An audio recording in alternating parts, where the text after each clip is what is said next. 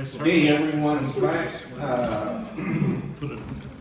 James Benkendorf. Don't let me have that, it's great.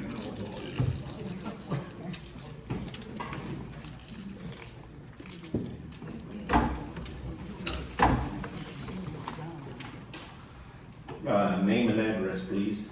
James Beckendorf, 100 North Main Street, Morton. Do you hereby swear or affirm to tell the truth, whole truth, and nothing but the truth, so help you God? Yes, I do. Okay, similar to the previous speakers. Yep.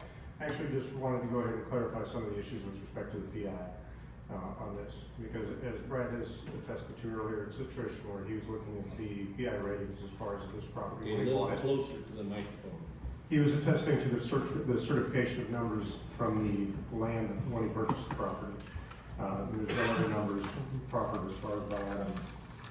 With that information, basically going through and actually pulling the specific information from exactly what Brad was using, it is a situation where I ran the calculations, and so, yes, Russ, we did go through the math. And so it's a scenario with that. Thank you. More than welcome. And so in running it, it ends up where, yes, the classifications on this particular piece are 86C2, PI 131, 278A, PI 125, 43A, PI 142, 883F, PI 72, and 279B2, PI 114. I've got it broken down as far as the exact acreage, things of that nature. The whole point of it ends up where, with respect to those first three classifications, those are PI ratings of 125 and above.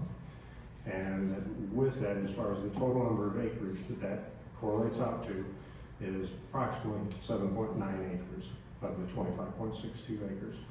And so, in essence, what happens is it's a scenario where approximately 69% of this property is below a 125 PI, as Brad has asserted.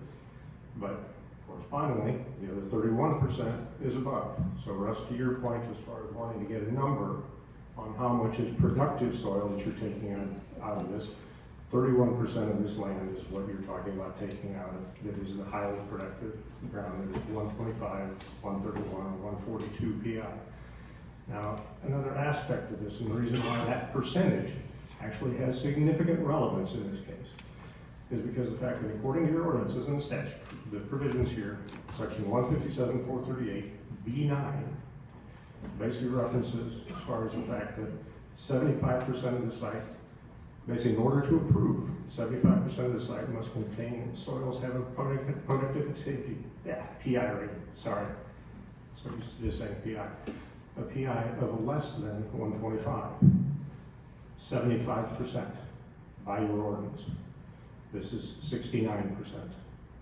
So he does not meet that criteria for this property. This property has a larger percentage that is highly productive, so it does not meet that statutory provision on that side. So then the only other aspect as far as the comment, Brad made another comment as far as all things change. That's correct. All things do change. But there is also an assumption that when you're acquiring property, that things will remain as they are somewhat to an extent.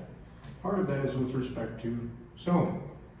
So that if you acquire property within an A1 area, A1 zoning area, the presumption is that it will stay either as A1 or, in this case, as the Tazewell County Planning Commission had referenced, it would be at most A2. Here, significant change as far as going in and taking it and not dealing with an A1 or an A2, basically taking the A1 and changing it to 4 lots. That is not what is something that would be considered basically out, that would be considered out of the norm and not what would be expected for the property. It's the same idea, you go ahead and you buy a property, you buy a residential lot somewhere and then somebody decides they're gonna come in and do something else as far as commercial use next to it. Zoning doesn't allow that. That's the point of zoning, is protect the property owners that are there, protect the zoning administration, protect the zoning as it is enforced for those properties itself. So basically it's a situation of, yes, there is an expectation of the property owners on the south, property owners including my son. So those are the 2 points that I wanted to raise tonight. I have no other questions for Brad.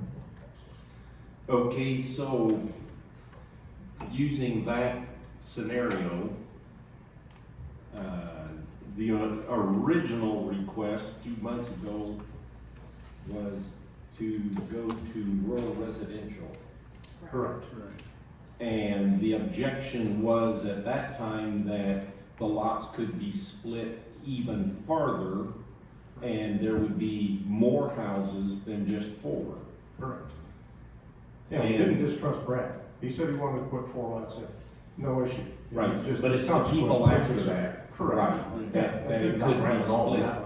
farther. Yeah, And so that was, as Russ explained earlier, we tried to listen to objections. mhm, And that correct. was a main objection, that it would be split further. Correct. And so, at this point, how can our code accommodate a request and also serve that objection? And that's what this, Jackie explained at the beginning, was by a special use and a variance. And so, I don't quite understand your analogy then. Well, as far as part of it, in this particular case, regardless of any analogy or anything of that nature, the Tazewell County plan has referenced that this would be A2. And so it's the idea of, to be honest, if this was an issue where if Brad had come with an A2 rezoning request on that side, that's perfectly in line with what the county has looked at. Probably not a whole lot of room for objection in any way, shape, or form. It's the idea of the additional variance, and then basically, you're obfuscating your own zoning ordinances as far as by going ahead and dealing with this process, to go ahead and set it out. We're basically eliminating the need for an A2 zoning on that aspect. We're going to have an A1, but we're going to allow 4.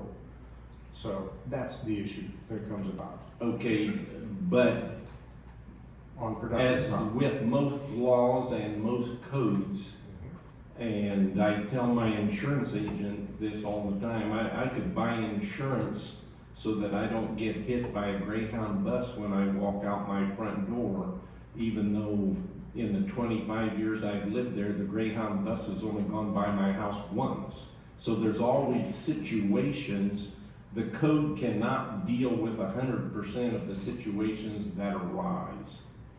Correct. That's the necessity of change. Yes, and the flexibility. And that's exactly it. And I understand that. And that flexibility can be addressed by first an A2, and then if there's going to be a variance on that side. And I understand that it was the intent to go ahead and basically not deal with it from that perspective, because it would still deal with either a special use or variance, depending on which way the process was going to go. So it's just a simple fact of, under the variance and the special use provisions, the conditions of the ordinances have not been met here. And so as has been lined out, and in going through, as I said, 157, 438, the various criteria, the majority have not been met.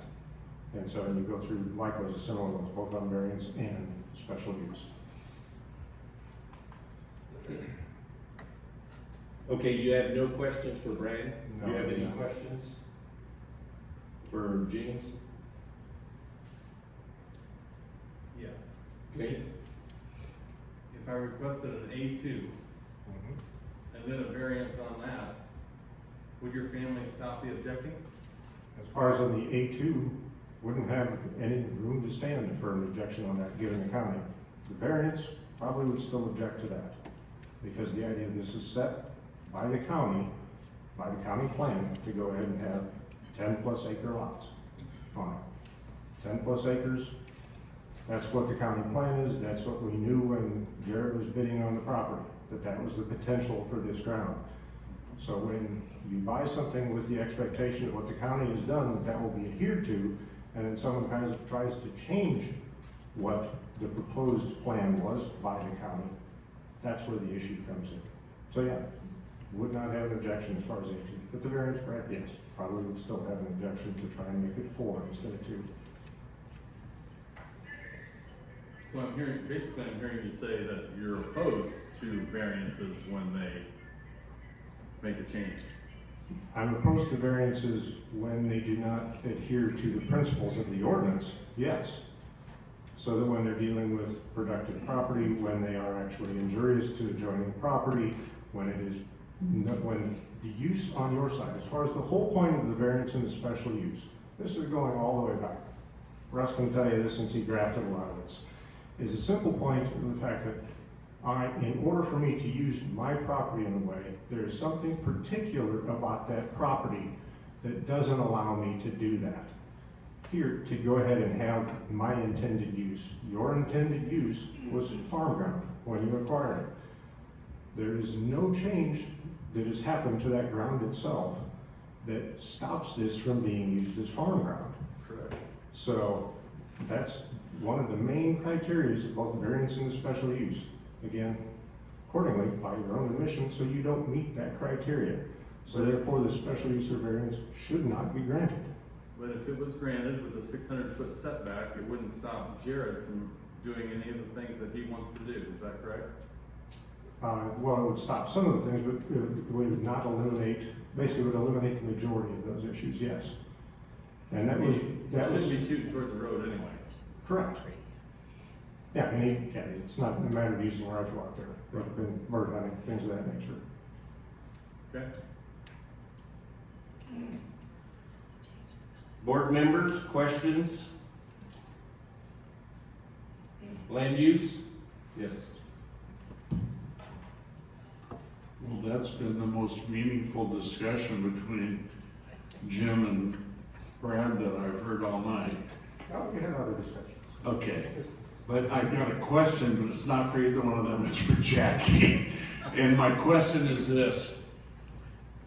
You see, what we're asking the ZBA to do tonight is a very untypical variance.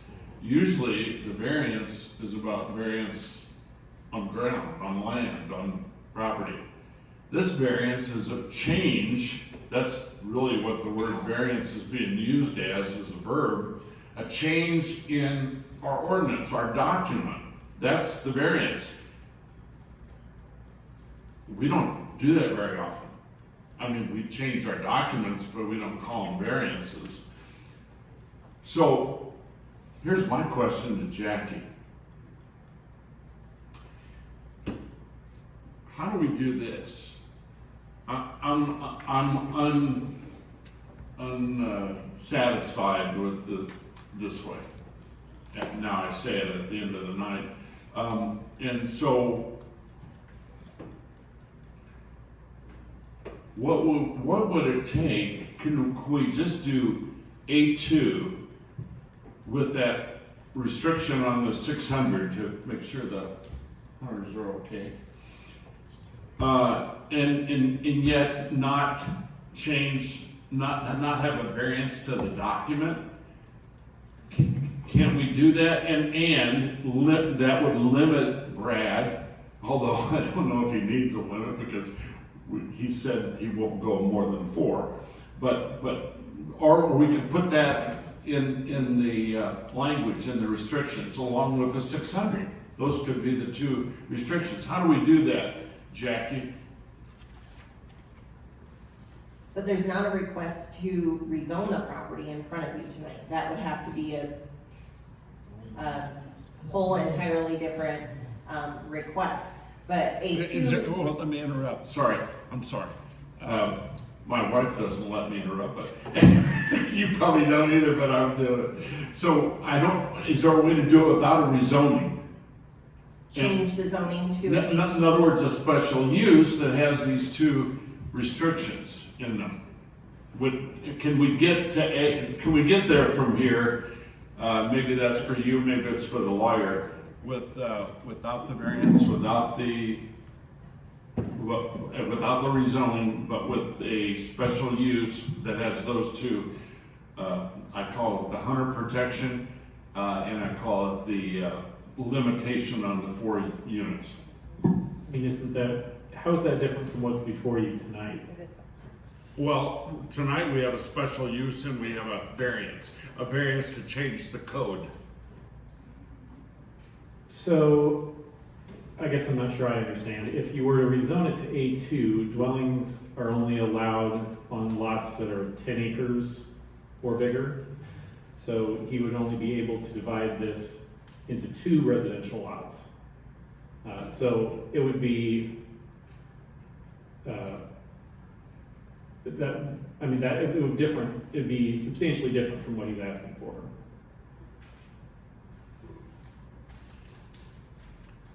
So So he would need, Brad, I gotta ask, can you live with 2 or not? I'd prefer 4 because the buyers that have called me are Right, looking for right. 4 to 5 acres, not 10 to 12. Go ahead, I cut you off, Mr. Attorney. well, I was just gonna say, you know, what's in front of you tonight is, a special, or a variance that allows, more than the normal number of dwelling sites to be created, and if you were to rezone it A2, you'd still have to do something similar to that to get more than 2 dwelling sites out of it. So, I'm verifying that I understand what you just said. Are you saying that there's no way without the variance on the code?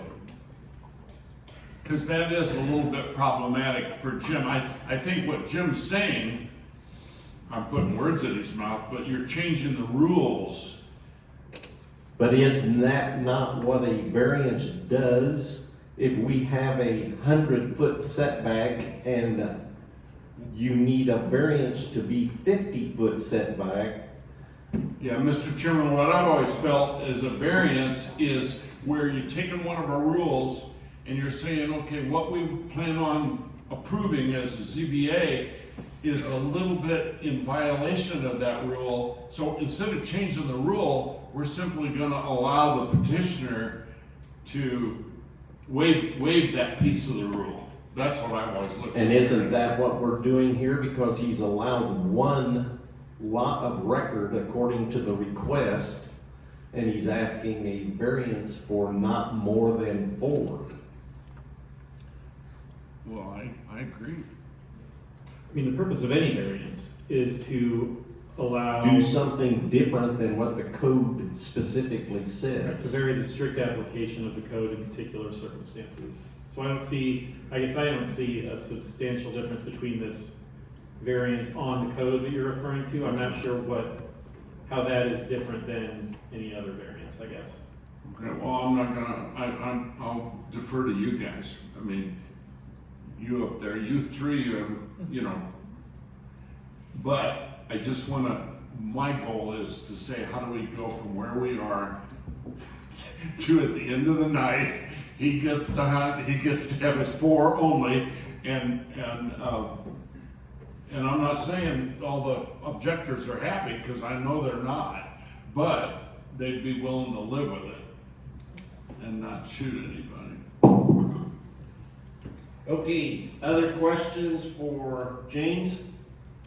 Land use or, board members? Closing comments? Just request that you go ahead and actually look at your zoning ordinances and what is there, not zoning ordinance, to correct that, as far as the statement in your ordinances, as far as that are required for both the authorization of a variance and a special use. That very clearly, you know, basically it's something that those are supposed to be adhered to in order to grant a variance for a special use. Those conditions are not met, therefore we respectfully request that petition be denied. Thank you. Okay, thank you. Thanks, Jim. Jody Vance Dudley.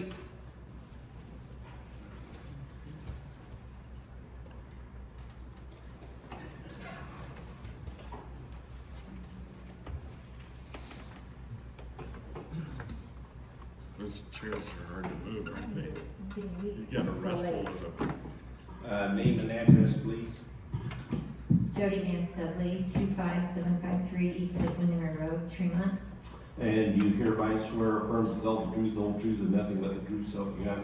I do. Okay, similar to the previous ones, opening comments, questions, and then closing comments. Okay, and I'm not, as a witness, so I'm not planning to ask questions of Brad or Nathan. Okay, Quite honestly, as I've been listening to the past hour, I don't know if it does me any good to talk. It sounds like the decision's already been made with a couple, minor decisions on how to do it. But I'm gonna go ahead and speak. My husband and I own and live on 6¼ acres south of Lake Windermere Road. Our parcel sits back from the road behind 2 lots. While we would not have to look at these building sites from our front yard, we support the concerns of our neighbors, Jared Beckendorf and the Vandenbergs, as well as those neighbors along Lake Windermere Road, who are greatly impacted by this potential variance or special use request. Our family has known the Souter family for over 50 years. We are friends. However, I need to speak up for my neighbors and for us, who are being impacted by this potential change. The Vandenbergs, Beckendorfs, and Souders purchased their parcels of land at the same time. While I understand that landowners can do what they want with their parcels with proper approval, there was an assumption, I'm sure, by the Vandenbergs and Beckendorfs that the land around them would remain agricultural. After all, it has been farmed for over 100 years.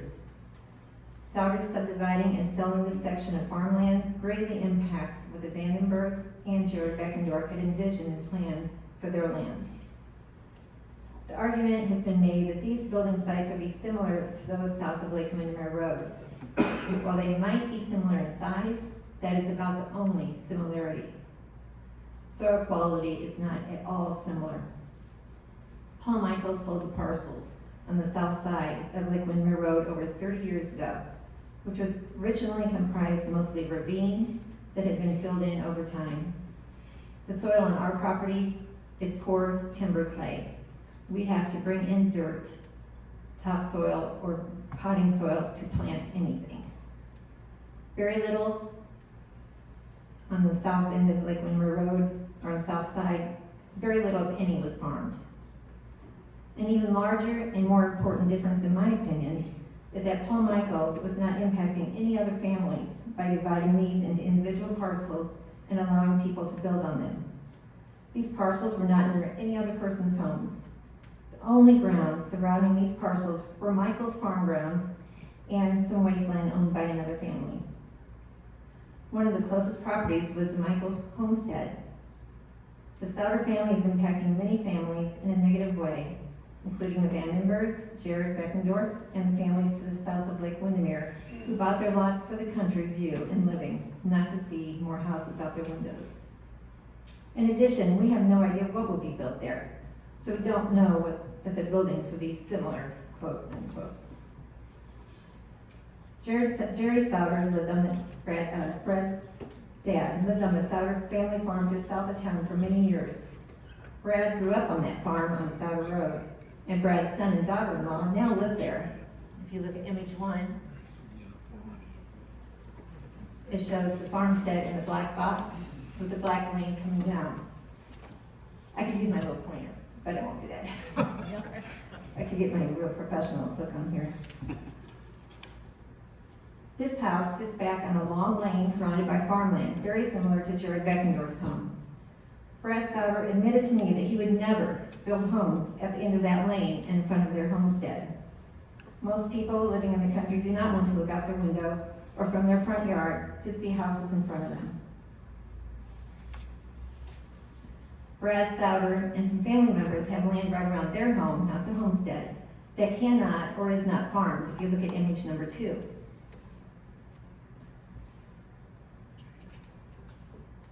Can you go to the next one?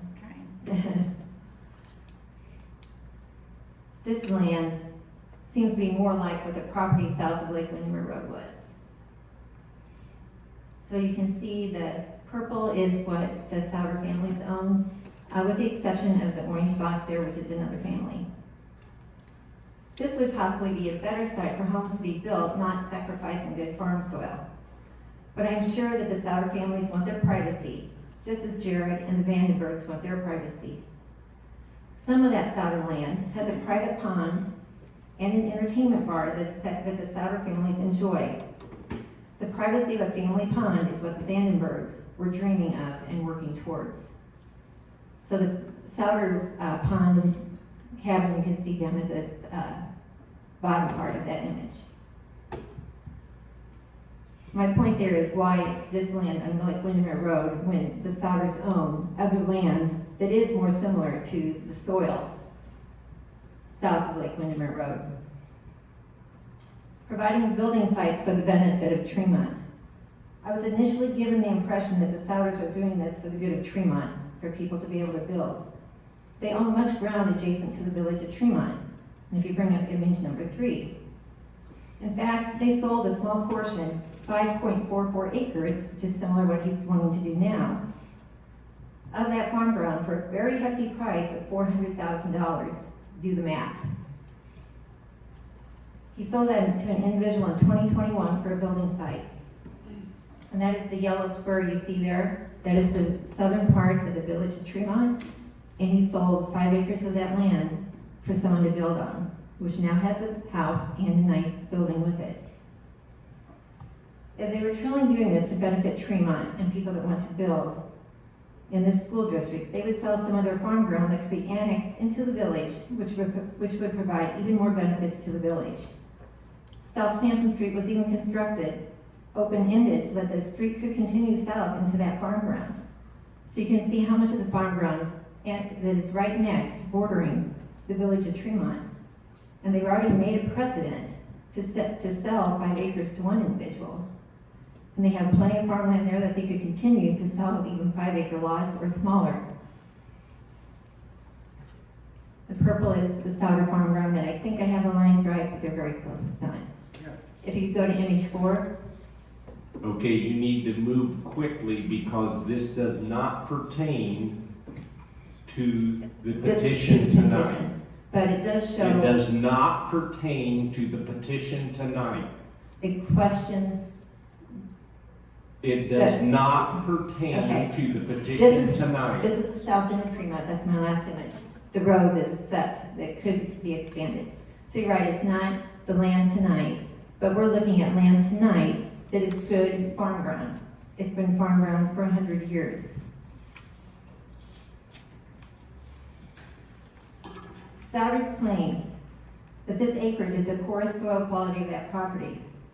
There are many farmers who would have loved the opportunity to buy that farm ground to support their livelihood and continue the agricultural purpose of that land.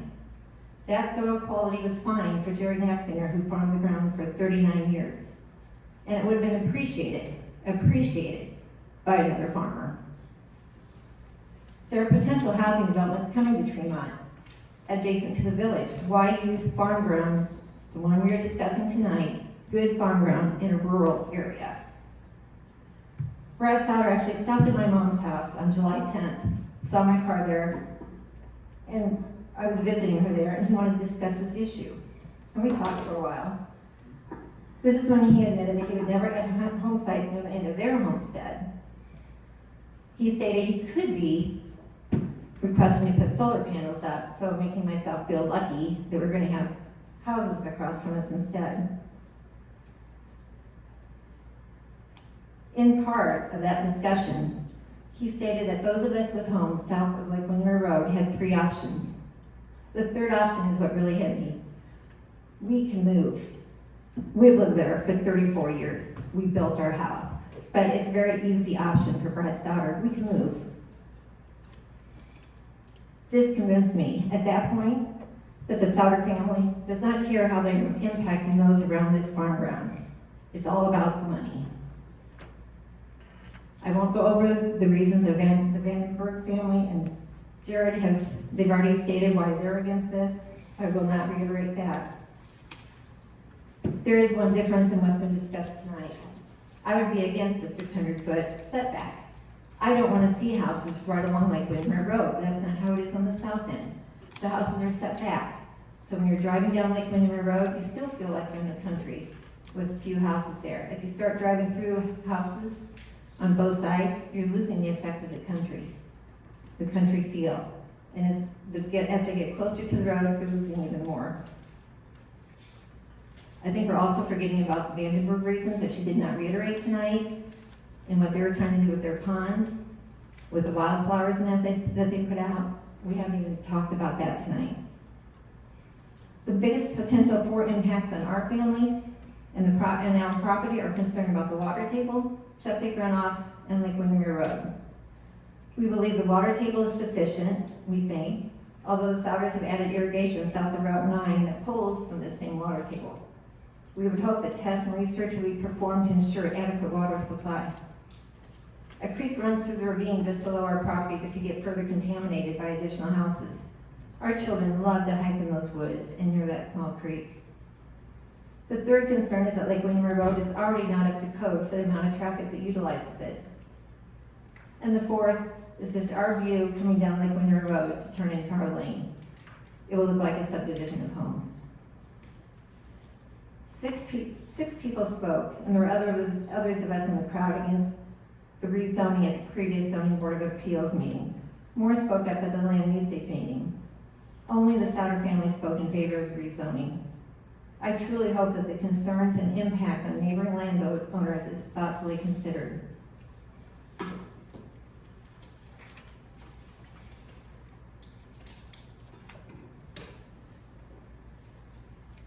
So one of my main concerns, and I'm addressing on the property, trying to explain that. This is land that the Souders own on Lake Windermere Road that they're requesting. There is much more land that is not good agricultural land that the Souders own that could be considered, and those that are even more advantageous to the village of Tremont. So in summary, while our property would not be largely impacted by this variance and special use, we support the concerns and impact of our neighbors and those in Lake Windermere subdivision. I would ask both the Stouter family, although I don't think it will be, and the county board members to consider the impact of this proposal on the neighboring landowners. Thank you. Do you have any specific questions for Brad? No. Brad? Yes. The piece along the south side of Tremont, with all those homes that face our field, are they gonna argue the same as you? They bought that lot south as A1, they wanna look at that field, they don't ever want it to change, I'm sorry, go ahead. and you think they're gonna give the same argument that you are, that they don't want nothing to change, they don't wanna see a house there? No, I didn't know there was gonna be a question, that we could question each other, but I'll go with it. No, those are built in town. Those were lots within town, knowing that there could be growth. That's why Sampson Street doesn't even have an ending on it. It looks like it could go right on in. Anybody that buys a lot in town, has to expect, especially when that was an addition, right, 2 whole streets added on, you're going to expect that to continue. And again, you sold it to a family, 5 acres you were willing to give up for a very hefty profit. Why would you not continue that? Same price as the lots that are being sold, basically. $400,000. Acreage for acreage. Okay, we've got no way to verify that, so continue on. It's in the tax It's records. irrelevant. It's not irrelevant. It means you were willing to sell Okay, land. continue on. This is part of the question, right? I'm saying he asked me about the houses there. You were willing to sell the 5 acres behind the house, so why would you not consider selling 5 acres that could be annexed into the village to benefit the village? We might. Realistically, that's probably the next place that's gonna get developed in Tremont, because it's not gonna happen on the north side. That is not necessarily true. Okay, There are some other options coming up. great. So there's not as much of a need, either that was been presented earlier, that we are so short of building sites, because there are some other potential building sites. That's wonderful. Do you have any other questions for me? Okay, board members, questions? Land use? Yes. This is a quick one, and it should be an easy one for you. You mentioned that he said there's 3 options, one was to move. But you didn't tell us, what are the other 2 that he gave you? First one was accepted.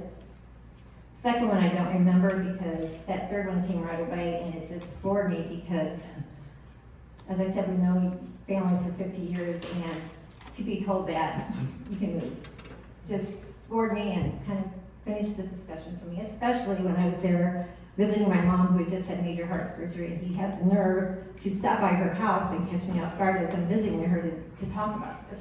You welcome me in, Jody. You asked to come in and talk about it, so I did let you. I tried to be nice. You were. Okay, Thank you. other questions, land use? Okay, any, excuse me, closing statements? No, that's it. Okay, thank you.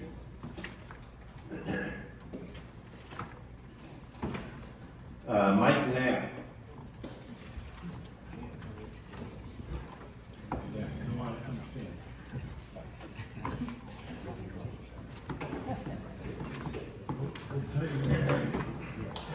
Name and address, please. Mike Basil, 25947 East Westwood. Do you hereby swear or affirm to tell the truth, the whole truth, and nothing but the true self you got? I do. Okay, same, procedure as the previous. Okay, anything will go kind of quick here. I'm just here tonight to respectfully voice my opposition to the variance requested before you. In my view, this proposal exceeds the intended scope and undermines the spirit of the variance provision. What is being requested is not a minor adjustment or reasonable accommodation. It is a special privilege request, an attempt to carve up 100% tillable farmland into multiple residential parcels. This land is agriculturally productive and intact, and its division would represent a significant departure from the purpose of the variance. I want to make it clear, I support variances, like for setbacks, putting houses on small plots of land that's unusable for anything else, that's fine, it's what we're there for. Those are legitimate, but I don't feel this one is. This request is being made, or is being used as a workaround to bypass a failed zoning attempt that ignored a unanimous 7-0 recommendation of the Land Use Board that it remains as is currently zoned. For closing, I just urge you to reject this submission tonight and uphold the integrity of variance provision. It's essential not just for this case, but for the precedent it sets moving forward. That's all I have. Okay, do you have any questions for Brad? No, I don't. Okay, None. board members? Questions for Mike? Land use? Thank you. And closing comments? None. Okay, thank you. Thanks, Mike. Okay, there's one more person, and I'm gonna call him, Jeremy Meeker, but he informed me at that break that, he needed to leave. And so, but he's on the list, so we are continuing to call, Jeremy Meeker. Okay, that concludes the individuals that have signed in to speak. And so, we've had a lot of discussion and things going on, Brad. You give the, closing end, other thoughts or ideas, or, you can go straight to your closing comments. I And appreciate your if consideration. any, does board members have any questions for Brad? Land use? Okay, they may have one after your closing comments, Okay. so. I guess Oh, go ahead. outside of the possible development, what else was your considerations for this property besides farming, if you didn't continue farming? I'm either gonna sell the lots if it gets approved, Okay, or I'm gonna continue farming. okay, That's pretty much my two issues. okay. I was just Yes, curious I to do if have, it wasn't. I do have other options, I guess, I'm not sure, I haven't pursued those, Okay, I was just so, curious Yeah. if there was anything else. yep. My thoughts of if this doesn't go through, you know, if you're gonna be coming back in for something else that we can't deny, so that's why I was asking. I've been surprised that this process has taken this turn of events. I had interest from people who wanted 4 to 5 acre lots to build a home on. There's homes right across the road. I thought this would be a good fit for the neighborhood. If they're set back 500 feet, it gives Jared plenty of space between his house, gives plenty of space between the neighbors to the south. I've been trying to accommodate. I didn't want 12 in the RR, I only wanted 4, but there was no way to restrict me to 4. I've expressed an interest in agreeing with the setback, if that would be appealable to Jared. So I think I've demonstrated my willingness to give and take, and I would hope that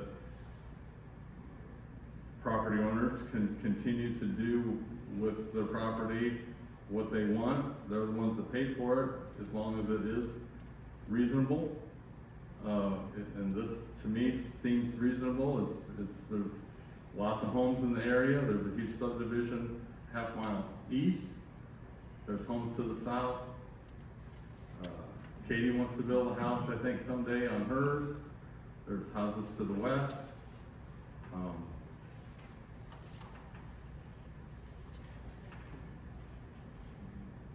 We live south of Tremont, about 4 miles.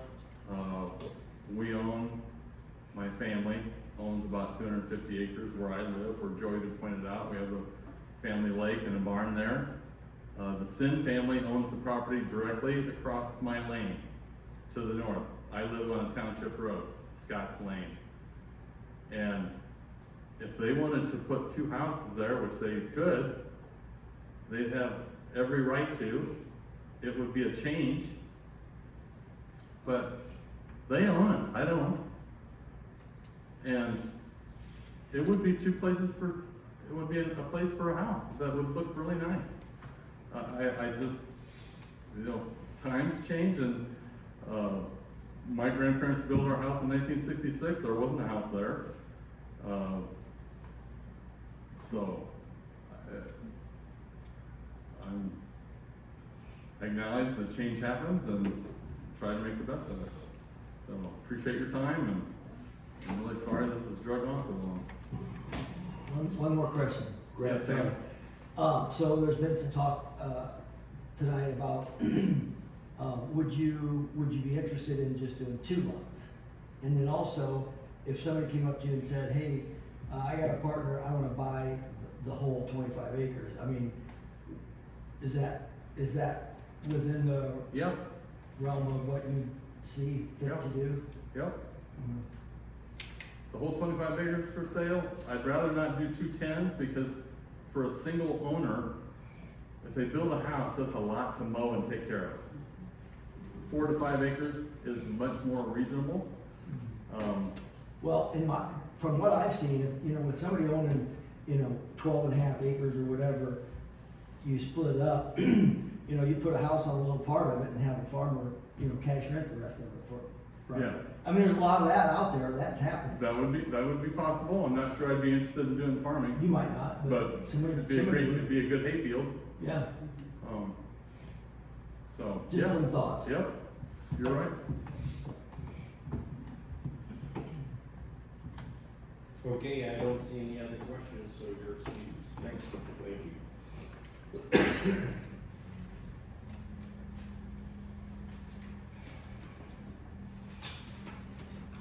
Okay, that concludes the open meeting part of tonight's zoning board, and we're gonna get our paperwork in order and start deliberations shortly.